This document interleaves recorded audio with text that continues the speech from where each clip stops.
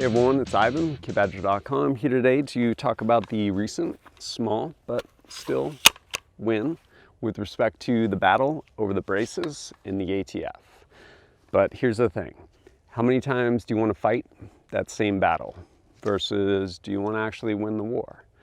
And so with that in mind, think about traditional warfare where violence was pretty personal and pretty close in, like before the time of bombs and stuff like that.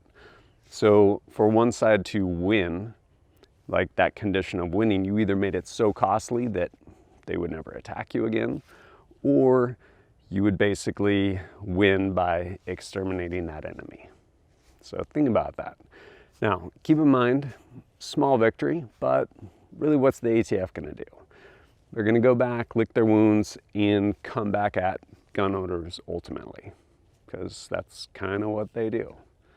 Like basically continue to erode away those freedoms. So again, the war of liberty and freedom. So keep in mind, definitely not suggesting violence. No.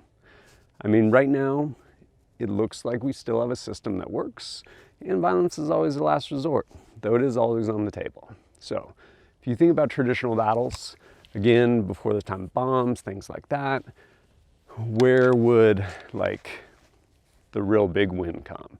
Like where would people get cut down?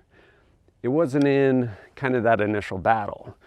Usually what would happen is in the course of the battle, there would be fighting, and at one point, the losing side would get routed.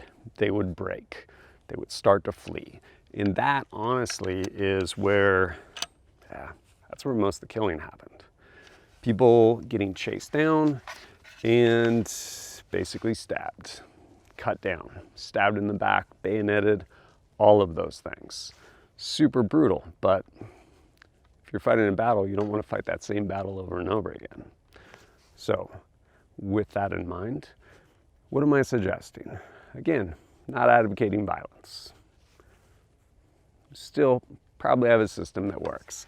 So what would be a good place to start? Well, I don't have all the answers, but I do have some ideas. And with the end goal of getting rid of the ATF, like wholesale, and getting rid of the National Firearms Act, where do you start if that's your end goal?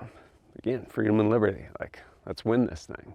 Well, I think the first place to start is to using all the momentum that's already been created, reach out to all those representatives again and say, hey, we as people demand to basically have an audit of the ATF. Outline what you have done with all the tax money you have taken from all the citizens. Like, what have you done? I mean, beyond Ruby Ridge, Waco, and selling guns to the cartels that in turn kill American citizens. I mean, aside from those things, like justify your existence. Why are you even drawing paychecks at the ATF? I think that's probably a pretty good place to start. So if you agree with this, let's get behind it. Let's share it. Let's make it happen. Use the momentum. Don't wait for another battle when we get attacked again, liberties again infringed. Use the momentum and continue the press until this thing's over. But that said, as always, thanks for joining us at KidBadger.com and Merry Christmas.